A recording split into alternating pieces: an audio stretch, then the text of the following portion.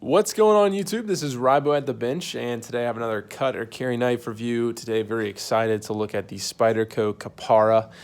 This is a really popular knife from Spyderco that used to be kind of hard to get, and I think is readily available now for about $200. This is I believe his name is Alistair Phillips design. Yeah, you can see that right there. Really cool signature. S30V. This is carbon fiber. On what they call skeletonized liners, although not a ton skeletonized, to be honest. And then what else? It has the fold-over deep carry clip. It's a compression lock on bronze washers, and it is, I believe, a Taichung Spyderco. Yeah. So really cool little knife. Not little, fairly large knife. Let me go ahead and do some size checks. One thing I will make note of, I typically try to review just kind of like out of the box, things that people can get. Two modifications to this. This was loaned in by my buddy Matt, so thank you very much, Matt, for getting this to me. Love the chance to get to look at stuff that I otherwise would not, so that just means a ton to me that he would trust me with that.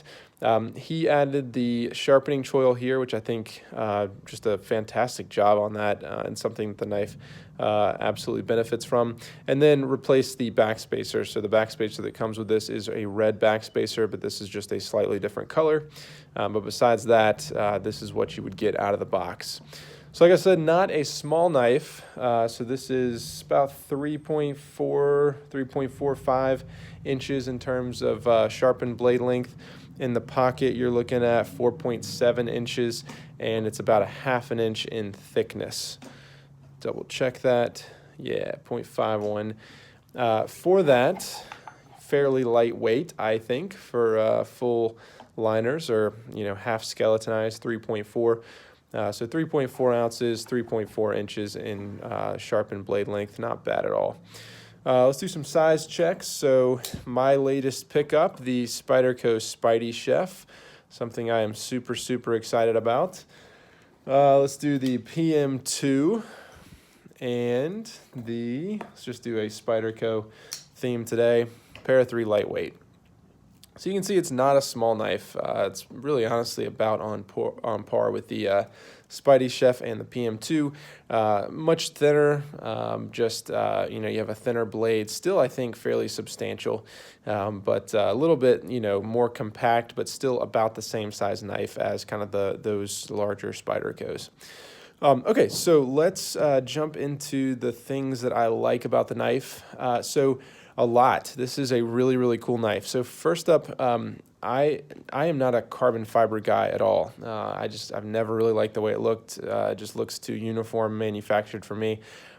This though is something else. This I don't know what you call it. I've just been calling it the snakeskin carbon fiber, but man, this is just super sweet. Just really, really cool pattern there. It's like this on every one that I've seen pictures of. Just really, really cool. This is probably my favorite carbon fiber that I've ever seen before.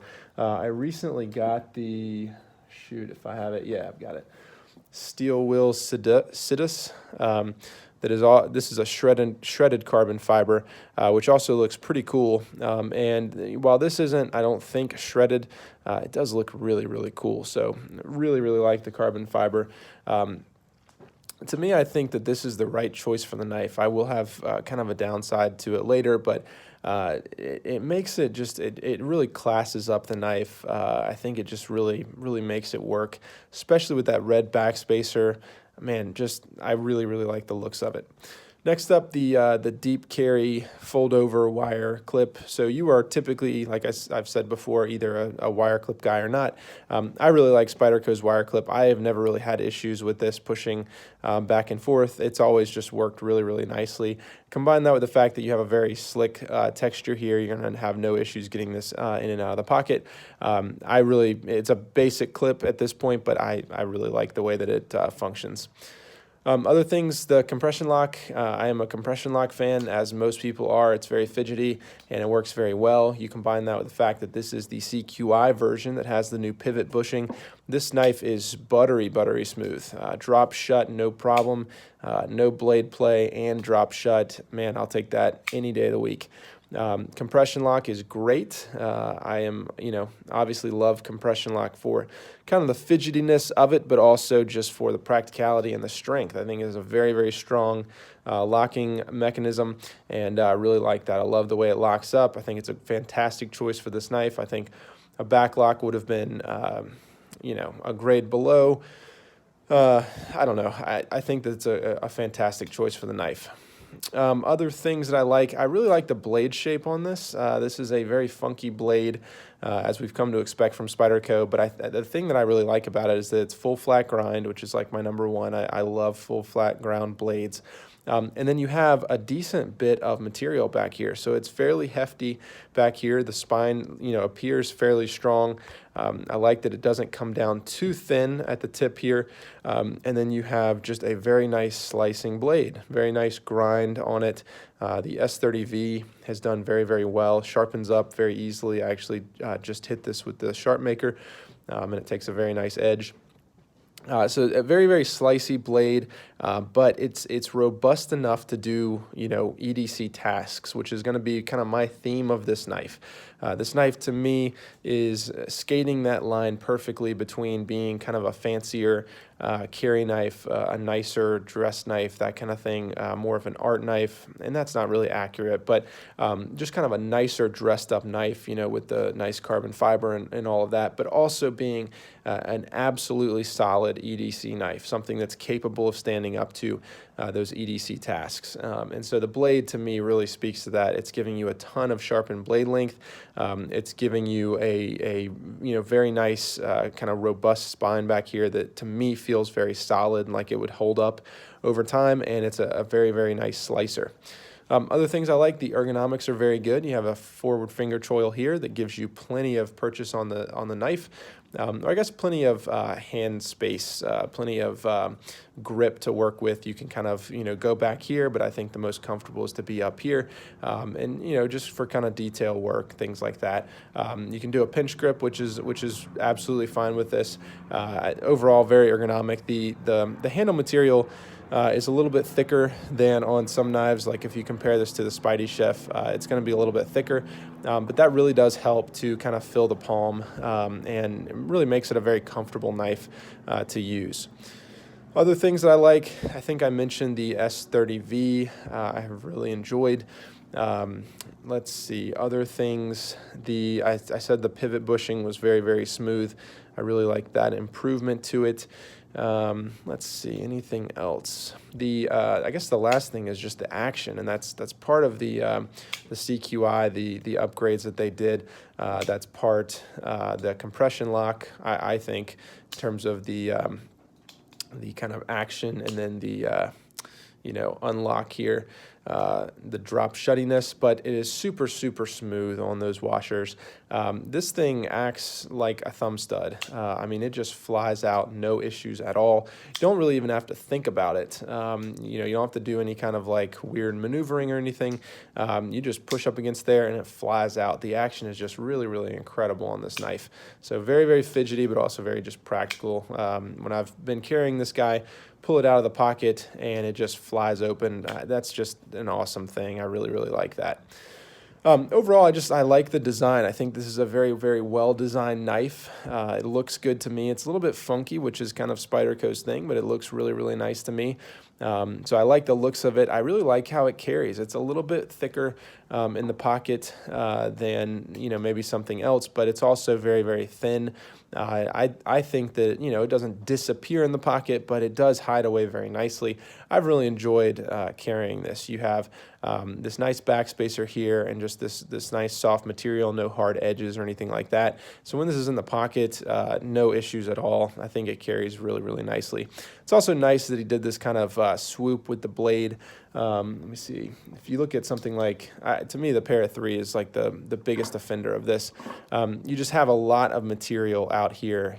Once you get past that hole, the Spidey hole. If you look at something like the PM2, Typically the Spidey hole is kind of the furthest away, the widest point of the closed blade, whereas this guy, it's one of the thinnest points, which I think is really, really cool. So, they continued this kind of out, you could see a little bit more blade there than would need to be. So I actually think it's kind of cool that they took this in.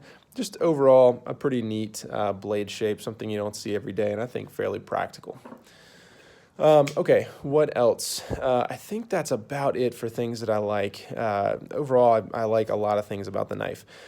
Things that I don't like. So there's really only a couple things. Really, they all kind of share the same theme, and that is the, not ergonomics, the purchase on the knife, the slipperage. I don't know what the right word is. If you've watched my channel at all, you can tell I am not an English major, and I grew up in the South.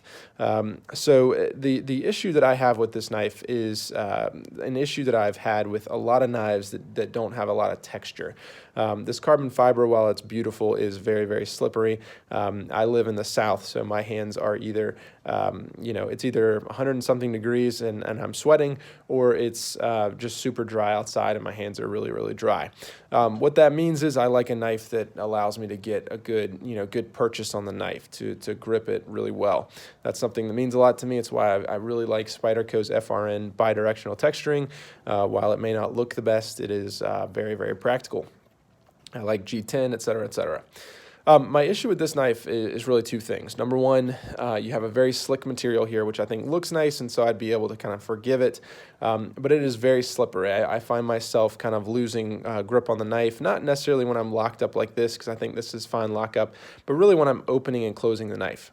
I have not dropped, but I have fumbled this knife 3 or 4 times when I've tried to disengage the compression lock. Typically, on a compression lock like this, you do have a thin point here, but you have a lot of material right here to grab onto when you want to disengage the compression lock, and you have a very, not very aggressive, but you have an aggressive texture on knives like this. Same with the Para 3 lightweight. If I'm grabbing onto this, I'm grabbing right onto the texture, pushing up against it actually, and it's a fairly thick point, of the knife. With the Kapara here, the issue is that, number one, the compression lock sits on the thinnest point of the knife, which means you have the smallest amount of material to grab onto on the entire knife. And it is also incredibly, incredibly slick. So what that means is I go to grab onto this, I have a tendency to kind of push the knife out of my hands because you also have this kind of shaping to the knife. And so when I'm going to push on the compression lock, I actually end up shooting the knife out of my hands. Which may sound ridiculous, but I've done it like 4 times.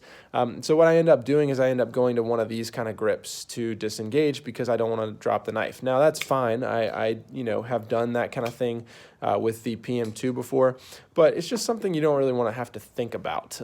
Me having to grip with 3 or 4 fingers to disengage the knife is not excellent. It's definitely something that I wish.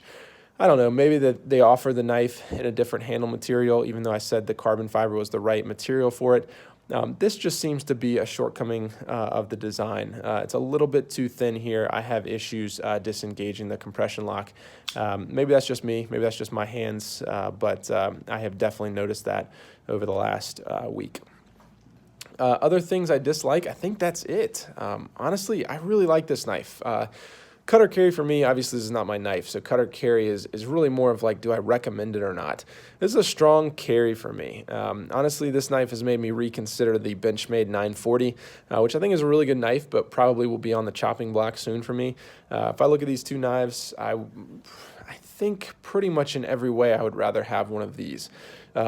It's thin, it's fun, it's fidgety, it's got the same steel, it's ergonomic.